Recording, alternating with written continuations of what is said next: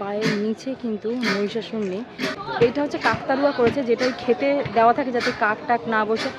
একবার ওপরটা দেখুন, এই যে রুটি, এগুলো কিন্তু সব পোড়া রুটি। বাগবাজারের পর যে ঠাকুরটা আসে সেটা হচ্ছে কুমোরটুলির ঠাকুর। তো এখন আমি পৌঁছে গেছি হচ্ছে কুমোরটুলির সার্বজনীনে। আর ওনাদের এবছরের থিম হচ্ছে ক্ষুধা। মানে আমি ছবিটা দেখেছিলাম, ভেতরে মায়ের মুখ যেমন করেছে আর প্যান্ডেলটা এক কথায় দুর্দান্ত করেছে। তাই না এসে তো থাকাই যায় না। মোটামুটি প্যান্ডেলে এখনই সকাল বাজে হচ্ছে 11:15, আর ভালোই ভিড় আছে। তাহলে চলুন যাই।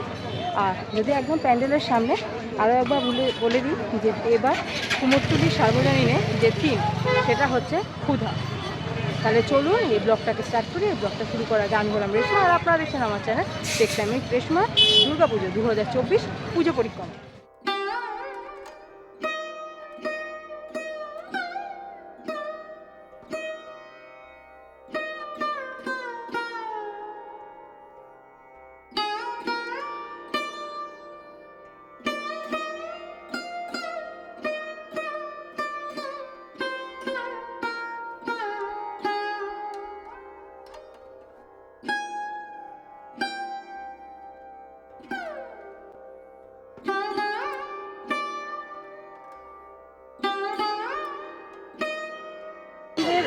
বাড়ি মোটামুটি যেরকম হয়, যে এই যে খড়ের চাটাই বা এই চাটাইগুলো সেগুলো দিয়ে কিন্তু পুরো প্যান্ডেলটা করা হয়েছে।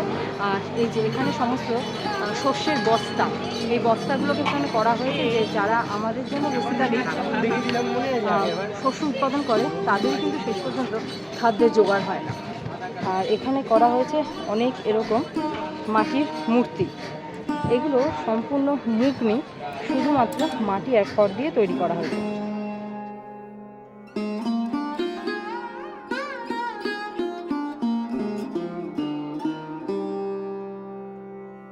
চলুন তাহলে ভেতর দিকে যাওয়া যায়। অপূর্ব এক কথায়। এই যে এইটা হচ্ছে কাকতাড়ুয়া করেছে, যেটাই খেতে দেওয়া থাকে যাতে কাক টাক না বসে, কাক বা পাখি বসে যাতে শস্য নষ্ট না করে, সেটার জন্য এই যে কাকতাড়ুয়া।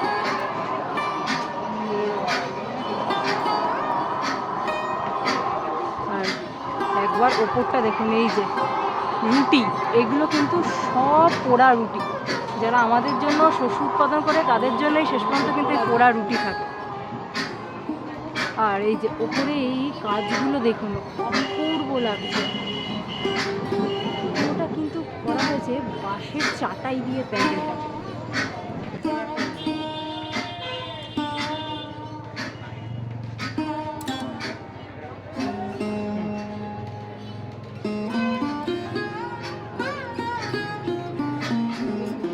আর এই যে এই আওয়াজটা হচ্ছে, এটা হচ্ছে বেসিক্যালি ধান যখন কোটা হয় ধামাতে, তো সেই আওয়াজটা।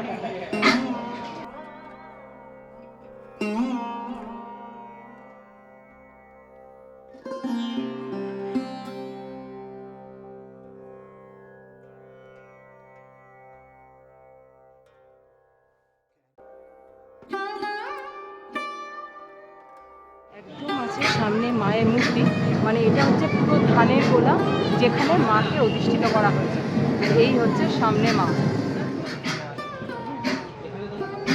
আর এই হচ্ছে এই বছর কুমোরটুলির সার্বজনীনে মা দুর্গা। এটা কিন্তু একটা অপূর্ব রয়েছে, দেখে মনে হচ্ছে দুর্গা ঠাকুর কিন্তু এখানে চাষির মেয়ে। আর এই যে সব দুর্গা ঠাকুরের হাত। আর এই হচ্ছে এখানে কার্তিক, গণেশ, লক্ষ্মী, সরস্বতী সবাই। আর এখানে আরও একটা যেটা বৈশিষ্ট্য হয়েছে মায়ের পায়ের নিচে কিন্তু মহিষাসুর নেই। মহিষাসুর কিন্তু আছে এই যে এই হচ্ছে মহিষাসুর। আর এখানে সমস্ত চাষি যারা আমাদের ক্ষেত খামারে সমস্ত শস্য উৎপাদন করে, এই জিনিসটা কিন্তু একদম ইউনিক, যে মায়ের পায়ের নিচে কিন্তু নয়, মহিষাসুরকে এখানে করা হয়েছে।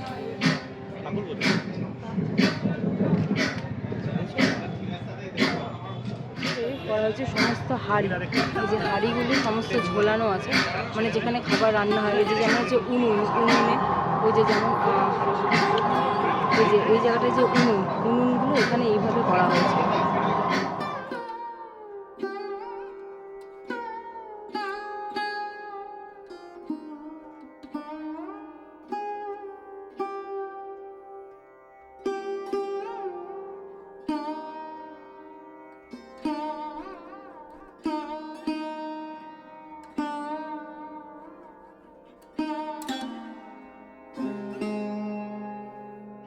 হাঁড়ি কড়া, তারপর যেগুলো যে জ্বালানি হিসাবে ব্যবহার করা হয় সেগুলো, তারপর ওপরে ঝুড়ি।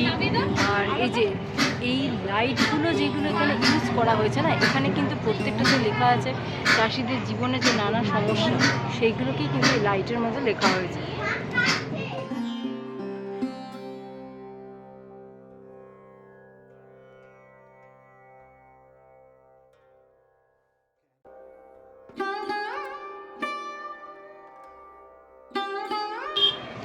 তাহলে কুমোরটুলি সার্বজনীন সত্যি একটা অপূর্ব করেছে, মানে চাষিদের যে দুঃখটা সেটা কিন্তু এখানে খুব ভালোভাবে তুলে ধরা হয়েছে মায়ের রূপের মাধ্যমে। যাই হোক, আমার কিন্তু প্যান্ডেলটা দুর্দান্ত লেগেছে। আপনাদের কেমন লাগলো সেটা কিন্তু অবশ্যই লাইক, শেয়ার আর কমেন্ট সেকশনে জানাবেন। আর ভালো লাগলে চ্যানেলটাকে অবশ্যই সাবস্ক্রাইব করবেন।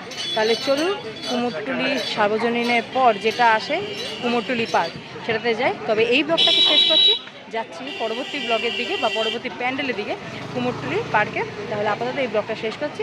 আর ভালো লেগে থাকলে কিন্তু সাবস্ক্রাইবটা অবশ্যই করবেন। তাহলে চলুন টেক টাইম উইথ রেশমাকে সঙ্গে নিয়ে পরবর্তী পুজো পরিক্রমা।